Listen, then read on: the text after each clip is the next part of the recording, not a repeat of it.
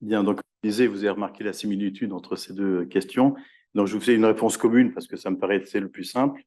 Donc, vous saisissez l'opportunité des sujets du dernier magazine, notamment le projet sur le site de l'ancienne maison forestière, pour m'interpeller sur la question de la démocratie locale qui se concrétise notamment par la publication d'une charte spécifique.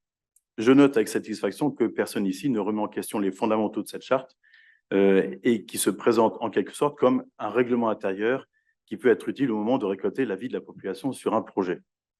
VCV me demande quels sont les espaces de discussion et les lieux de débat que je compte ouvrir au groupe d'opposition et citer, souhaite savoir comment je pense déployer les instances permettant de développer la participation citoyenne dans l'accompagnement et dans le respect de la démocratie représentative.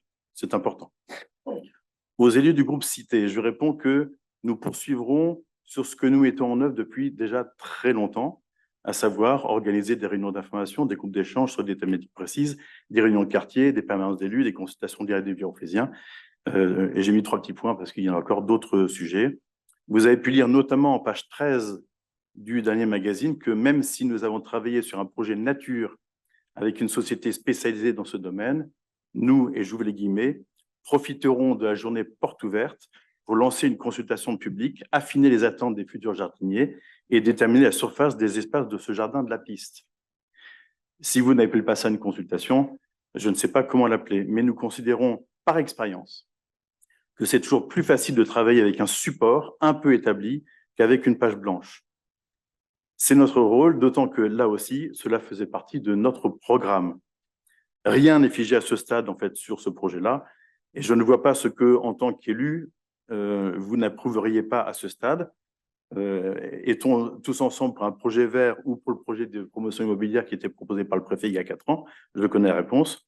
Est-on tous favorables à la mise en place de jardins partagés, à une ouverture sur la ville pour toutes les tranches d'âge, à des séances de découverte de la nature pour un meilleur respect de l'environnement, à un équipe financier du projet? Tout ça, c'est intégré dans l'article qui a été fait. Donc, je pense que la réponse est oui à toutes ces questions. Donc, si elle n'est pas oui, ben dans ce cas, il faut me le dire. Pour l'instant, nous en sommes là. Et la parole sera bientôt aux Viroflésiens sur ce projet-là, en tout cas, et sur d'autres aussi, parce que nous allons multiplier, et c'est Bertrand Schneider qui est chargé en partie sur Viroflay, de nourrir cette question de la participation citoyenne. Aux élus du groupe VCV, je répondrai un peu différemment, puisque vous me demandez de préciser la place que je fais, ainsi que mon équipe, aux élus de l'opposition. Tout d'abord, il faudra que vous acceptiez une fois pour toutes de ne pas faire partie de l'équipe municipale majoritaire.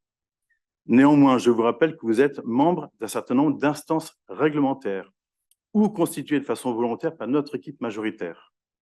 Ces instances, commissions, groupes de travail, jurys de concours, quelle que soit leur forme, vous permettent d'avoir connaissance d'un certain nombre de projets qui font partie intégrante de notre programme de 2020. Et quand je dis d'avoir connaissance, c'est parfois même de décider aussi à la nomination, notamment de maître d'œuvre pour certains projets.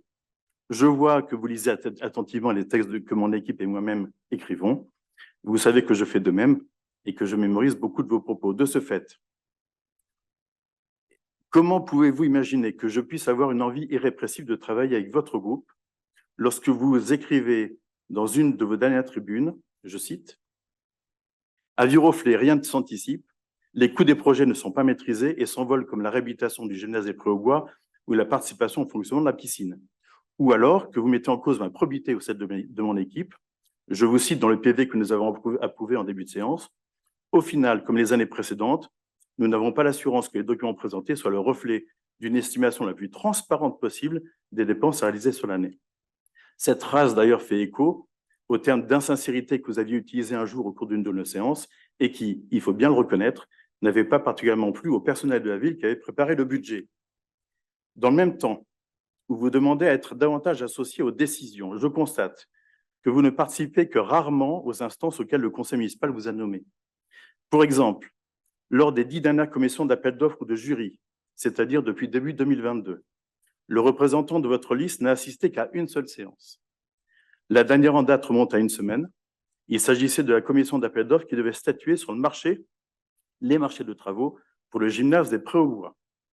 Vous avez ainsi manqué plusieurs occasions de comprendre pourquoi les coûts peuvent s'envoler dans le contexte inflationniste actuel, mais aussi, en l'espèce, quels sont les résultats produits par la négociation qui a pu avoir lieu avec les entreprises, le maître d'œuvre était présent et a pu expliquer un certain nombre de ces sujets. Pire encore, vous osez même alléguer que, je vous cite encore, VCV propose depuis 3 ans à chaque débat budgétaire des alternatives à cette gestion sans vision. Avez-vous vraiment relu le procès-verbal de la séance du débat d'orientation budgétaire pour 2023? L'intervention faite par une de vos collègues a duré moins d'1 minute 50 sans aucune proposition et s'est terminée par « Nous considérons que le débat n'a pas réellement eu lieu et nous nous abstiendrons ». Effectivement, je confirme que vous vous êtes bien abstenu de participer à ce moment important de la démocratie représentative. Alors, pour conclure, je dirais que je ne renie aucun mot du passage de notre tribune d'avril 2023 que vous avez cité tout à l'heure, en précisant, et je vous remercie, que les élus de VCV les partagent en tout point. Et je les redis, dans le contexte difficile que nous connaissons, nous exhortons chacun à faire preuve d'ouverture sans fuir le débat. En clair, assumer ses responsabilités. C'est ce que les élus de la majorité font chaque jour dans l'espoir, peut-être naïf, de retrouver une atmosphère de travail apaisée, sans dogmatisme ni mauvaise foi, dans l'intérêt de tous les Viroflésiens. Fermez les guillemets. Je confirme donc, s'il le fallait, ma volonté de travailler avec tous les élus du conseil municipal, ce n'est pas le cas de tous les maires, je peux vous le dire, y compris les oppositions.